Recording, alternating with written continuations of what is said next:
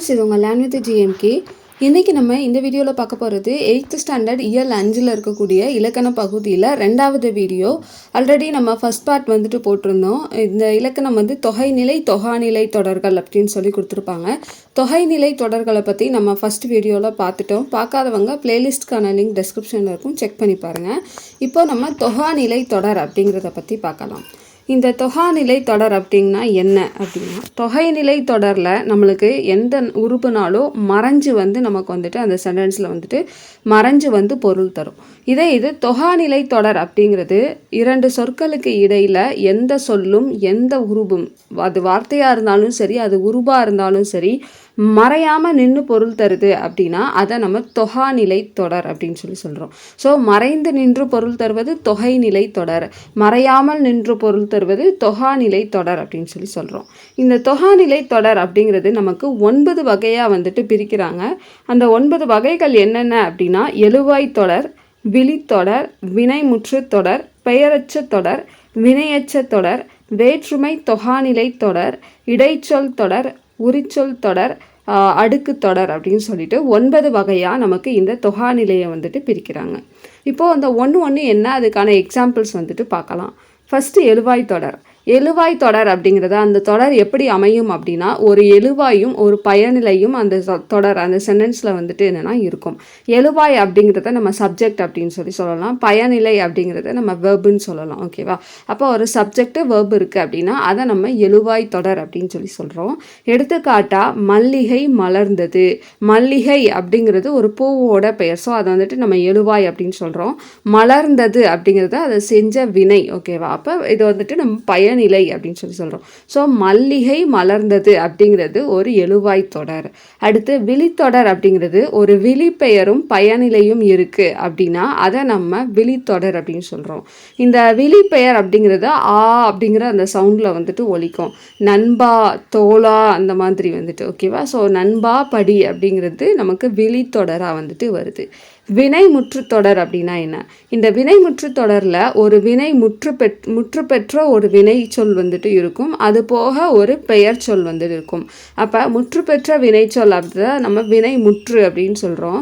சென்றனர் அப்படிங்கிறது. ஸோ சென்றனர் அப்படின்னு நம்ம அந்த ஒரு வார்த்தையை சொன்னாலும் அது கம்ப்ளீட்டான மீனிங்ஃபுல்லான ஒரு செயலை குறிக்குது. அப்போ அதை நம்ம வினை முற்று அப்படின்னு சொல்கிறோம். அடுத்து பெயர் சொல் வீரர். வீரர் அப்படிங்கிறது பெயர் சொல். ஸோ சென்றனர் வீரர் அப்படிங்கிறது வினைமுற்று தொடருக்கான எடுத்துக்காட்டாக இருக்குது. அடுத்ததாக பெயரச்ச தொடர். பெயரச்ச தொடர் அப்படிங்கிறது ஒரு பெயர் சொல் முற்று பெறாமல் இருந்துச்சு அப்படின்னா அதை நம்ம பெயரச்ச தொடர். அந்த தொடரில் ஒரு பெயர் சொல் முற்று பெறாமல் இருந்துச்சுன்னா அதுதான் பெயரச்ச தொடர்னு சொல்லுவோம். அப்போ ஒரு எச்ச வினையும் ஒரு பெயர் சொல்லும் என்னென்னா நமக்கு வருது. எச்ச வினை அப்படிங்கிறது என்னென்னா, ஒரு வினை முற்று பெறாமல் இருக்குது அப்படின்னா அதை தான் நம்ம எச்ச வினை அப்படின்னு சொல்லலாம். இல்லைனா வினை எச்சம் அப்படின்னு என்னென்னா சொல்லுவோம். ஓகேவா? ஸோ எச்ச வினையும் பெயர் சொல்லும் சேர்ந்து வருது அப்படின்னா அதுதான் பெயரச்ச தொடர் அப்படின்னு சொல்கிறோம். வரைந்த ஓவியம். வரைந்த அப்படிங்கிறது நம்ம வரைந்த அப்படின்னு சொன்னோம்னா அதுக்கு பின்னாடி ஏதோ சம்திங் வந்தால் தான் அது கம்ப்ளீட் ஆகிற மாதிரி இருக்கும். ஓகேவா? வரைந்த அப்படிங்கிற ஒரு வேர்டு மட்டும் நம்மளுக்கு கம்ப்ளீட் ஆகலை. ஓகேவா? ஆகாமல் இருக்குது. அப்படிங்கிற பட்சத்தில் இது ஒரு எச்ச வினையாக நமக்கு இருக்குது. கம்ப்ளீட் ஆகாமல் இருக்கனால இதை நம்ம எச்ச வினைன்னு சொல்கிறோம். அடுத்து ஓவியம் அப்படிங்கிறது பெயர் சொல். அப்போ ஒரு வினை எச்சத்தை தொடர்ந்து பெயர் சொல் வருது அப்படின்னா அதை நம்ம பெயரச்ச தொடர் அப்படின்னு சொல்கிறோம். இது வினையச்ச தொடர் அப்படிங்கிறது என்னென்னா, ஒரு வினை எச்சத்தை தொடர்ந்து வினை முற்று வருது அப்படின்னா அதை நம்ம வினையச்ச தொடர் அப்படின்னு சொல்கிறோம். ஓகேவா? ஆக மொத்தத்தில் அந்த எச்சம் அந்த கம்ப்ளீட் ஆகாமல் இருக்கிறது ஒரு வினை சொல்லாக இருக்கும். இப்போ எடுத்துக்காட்டு தேடி. தேடிங்கிறது நம்மளுக்கு கம்ப்ளீட் ஆகாத ஒரு வார்த்தை, கம்ப்ளீட் ஆகாத ஒரு சென்டென்ஸ்னு கூட சொல்லலாம். ஸோ தேடி பார்த்தான். பார்த்தான் அப்படிங்கிறது வினை முற்று பெற்ற ஒரு வினையை கொண்டு வச்சுருக்காங்க. அப்போ தேடி பார்த்தான்ங்கிறது வினையச்ச தொடர்க்கான எடுத்துக்காட்டு. அடுத்ததாக வேற்றுமை தொகைநிலை தொடர் அப்படின்னா என்ன? வேற்றுமை தொகைநிலை தொடர், அதாவது நம்ம வேற்றுமை தொகையில் நம்ம பார்த்துருப்போம். எழுவாய் வேற்றுமை, அடுத்து 2ஆம் வேற்றுமை, 3ஆம் வேற்றுமை, 4ஆம் வேற்றுமைன்னு. ஸோ இந்த மாதிரி ஏதோ ஒரு வேற்றுமையோட உருபு வெளிப்படையாக வந்து நமக்கு பொருளை உணர்த்துது அப்படின்னா அதை தான் நம்ம வேற்றுமை தொகாநிலை தொடர் அப்படின்னு சொல்லி சொல்கிறோம். இப்போ ஐ அப்படிங்கக்கூடிய ஒரு உருபு எடுத்துக்கிட்டோன்னா கவிதையை எழுதினார் அப்படின்னு சொல்லியிருக்கு. ஸோ இந்த ஐங்கிற உருபு வெளிப்படையாக வந்திருக்கு. எங்கே வெளிப்படையாக வந்திருக்கு? கவிதையை ஐ அப்படிங்கிறது வெளிப்படையாகவே வந்திருக்கு. அப்போ இதை நம்ம வேற்றுமை தொகாநிலை தொடர் அப்படின்னு சொல்லலாம். இதே இது கவிதை எழுதினார் அப்படின்னு சொல்லி வந்துருந்துச்சுன்னா அங்கே ஐங்கிறது மறைஞ்சு வந்திருக்கு. அதனால அதை நம்ம வேற்றுமை தொகைநிலை தொடர் அப்படின்னு சொல்லலாம். ஓகேவா? ஸோ இது வந்து வேற்றுமை தொகாநிலை தொடர். அதுலேயும் இது 2ஆம் வேற்றுமை தொகாநிலை தொடர் அப்படின்னு நம்ம சொல்லலாம். எதனாலனா ஐங்கிற வேற்றுமை உருவு 2ஆம் வேற்றுமை கூடியது. அதனால் அடுத்ததாக இடைச்சொல் தொடர் அப்படின்னா என்ன?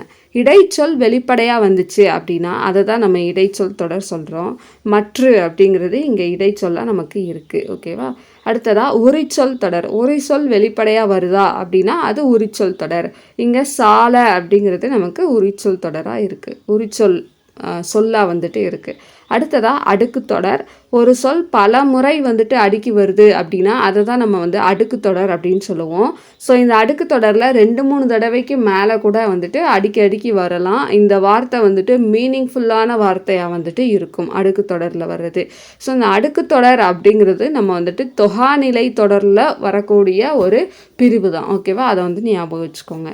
அவ்வளோதான் ஃப்ரெண்ட்ஸ். ஸோ இயல் 5 வரையும் நம்ம கம்ப்ளீட் பண்ணிட்டோம். நமக்கு வந்துட்டு இன்னும் ஒரு 4 இயல் வந்து தமிழில் 8th ஸ்டாண்டர்ட் தமிழில் இருக்குது. ஸோ அதை வந்துட்டு நம்ம அடுத்தடுத்த வீடியோவில் பார்க்கலாம். அடுத்த வீடியோவில் நம்ம பார்க்க போகிறது இயல் 6ல் உள்ள செய்யுள் பகுதி தான் நம்ம வந்து பார்க்க போகிறோம். ஸோ உங்களுக்கு அடுத்தடுத்த வீடியோஸ் வந்துட்டு வேணும் அப்படிங்கிறவங்க மறக்காமல் சப்ஸ்கிரைப் பண்ணிக்கோங்க. நீங்கள் கொடுக்குற லைக்ஸை பொறுத்து தான் அடுத்தடுத்த வீடியோஸ் வந்துட்டு வரும். ஓகேவா? ஸோ அதனால் அட்லீஸ்ட் ஒரு 10 லைக்ஸ் மட்டுமாவது கொடுங்க. ஸோ 10 லைக்ஸ் வரையும் நான் அடுத்த வீடியோவை வந்துட்டு போஸ்ட் பண்ணிடுறேன் உங்களுக்கு. ஓகேவா? தேங்க்யூ.